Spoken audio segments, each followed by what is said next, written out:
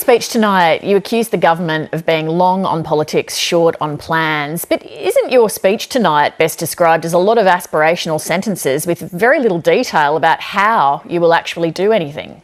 Not at all. There's enormous detail there, not the least of which is our 5-point plan to fix aged care, putting a nurse in nursing homes 24/7, backing increased time for care of 215 minutes in accordance with the Royal Commission recommendations for aged care residents, better pay for aged care workers, better food and better regulation. It follows our comprehensive plan on climate change and energy powering the nation. A whole range of detail fully costed out there for all to see. 604,000 new jobs by 2030, a reduction of 43% by 2030. It'll result in $52 billion of private sector investment. Our plan for 465,000 fee-free TAFE places, our plan for childcare support. Let's drill down into this though, rather than list. So say aged care that you raised first and those essential things which we know have to be done. That all costs money. So is it going to be subsidised by the government, or will you expect, say, for example, aged care providers to dig into their own profits to provide better meals? Well, the cost is $2.5 billion. Over the forward estimates. And does that cover all of that? Is that all covered? It's fully costed, like all of our policies. Fully costed with all the detail out there, Lee. And how do you know that the aged care sector won't pocket any of that? Laura Tingle was raising that issue when she was speaking earlier.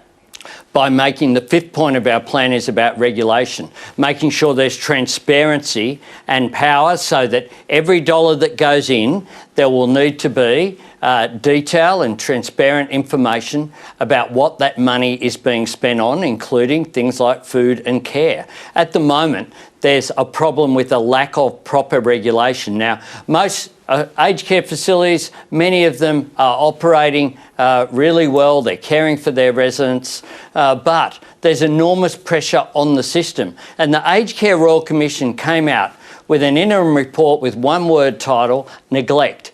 And from this government, in spite of the fact that they've had years to respond, including that interim report was 2 years ago, what we haven't had is anything serious done about workforce issues. And if you don't fix workforce issues, if you don't fix the issue of getting nurses back into nursing homes, increase time for carers, increase pay for aged care workers, then you won't solve the crisis in aged care. Something else you emphasised in your speech was the need for wage rises across the board, not just aged care, but there was no detail about how you're going to do that. Because I had half an hour, Lee. If I could have 3 hours, I'd go through the lot. Well, we announced our policy for more secure work in January last year, almost 18 months ago. Secure work's not the same as wages growth. How are you going to get everyone a pay rise? And part of that, Lee, we had a range of detailed policies out there, making secure work as one of the objectives of the Fair Work Act, having same job, same pay. I've got a private members bill before the Parliament for same job, same pay, getting proper definitions of casualisation, making wage theft a crime. All of these issues going together, as well as 10 days paid domestic and family violence leave, other measures to close the gender pay gap that's there, support for feminised industries in particular to have fair work cases put forward. Just as last time we were in office, we fixed some of the pay for social and community service workers, but aged care workers and childcare workers and many of those industries that are dominated by women simply have wages that aren't high enough. It's not good enough to say we pay tribute to the heroes of the pandemic, but we won't do anything after the pandemic to lift your wages. So should we judge your prime ministership, if you're elected, on whether we all get a pay rise during the next 2 years? Well, Lee, with respect, I'm not so concerned about all of us in terms of you or me. What I'm concerned about is vulnerable workers getting a pay rise. And should they judge you on that? Is that what you should be judging? I certainly am prepared to be judged on whether aged care workers get a pay rise. Absolutely. Yeah, but what about people who, builders, teachers, across the board I'm talking, people who work in their own small businesses? Well, people who work in small businesses by themselves. If they're small businesses working for themselves, then they're not employees. But what we should do, what we need to do, is to have real wage growth. What we've seen in the current year, Lee, real wages will go backwards by $1,355 this year for the average worker. And that follows a further cut last year, and it follows in future years. Again, wages simply haven't been keeping up with the cost of living.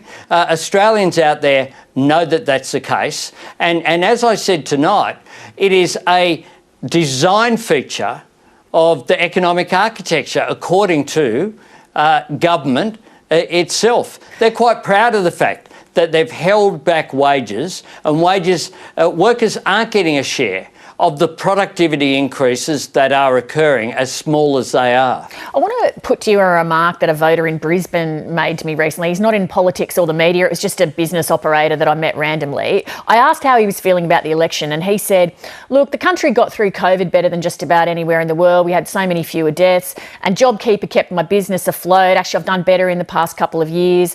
So why would I change? What's your answer to that man?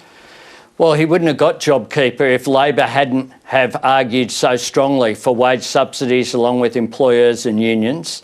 The government said it was a dangerous idea when it was first raised. And whilst the pandemic has shown the strength of Australian society, it's also shown some of the vulnerabilities in our economy. And what we need to do is to be more self-reliant. We need to recognise that we need to make more things here. We need to recognise the opportunity that's there to grow new industries, to grow the economy. We need to address issues like skill shortage by having proper plans for the labour market. We'll do that through Jobs and Skills Australia. We'll invest in infrastructure, not on the basis of colour-coded sheets, but on the basis of growing the economy, boosting productivity. Can I interrupt you there just to ask about infrastructure? The Auditor-General recently pointed out that both major parties have a track record of providing grants to places and for projects that are politically convenient.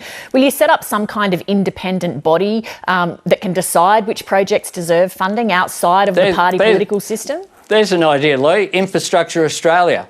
I did it as the first ever infrastructure minister this nation has had. An independent body chaired by Sir Rod Eddington, with serious people like Heather Ridout and Kerry Schott and Ken Henry advising about projects and what needed funding. And of the 17 priority projects that were identified by Infrastructure Australia, every single one of them was funded. And today, people can drive on the Majura Parkway or the Hunter Expressway. They can ride on the regional rail link. They can use the fibre-based national broadband network before this government trashed it. That is a direct result of a depoliticisation and breaking the nexus between the short-term political cycle and the long-term infrastructure investment cycle. Can you give us a guarantee that an Albanese Labor government won't be providing grants to seats it wants to win or seats that it already holds? Well, we did it, Lee. You don't have to theorise about this. We did it. We invested in projects based upon the independent advice of Infrastructure Australia, as a body that we took seriously. We worked with the business community. We worked with people in terms of different levels of government, states and territories. We also worked on economic reform through that body, reduced the number of transport regulators from 23 down to 3, boosted the national economy by $30 billion over 20 years. We rebuilt 1/3 of the interstate rail freight network.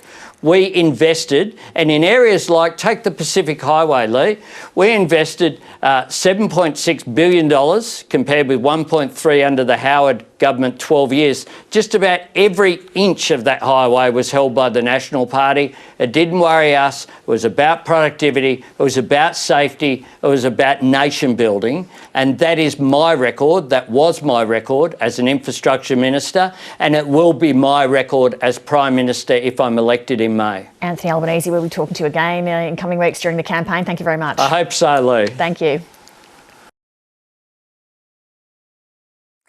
Hi, I'm Lee Sales. Thanks for watching this story. If you'd like to watch more of 730's stories, they are on the left of your screen.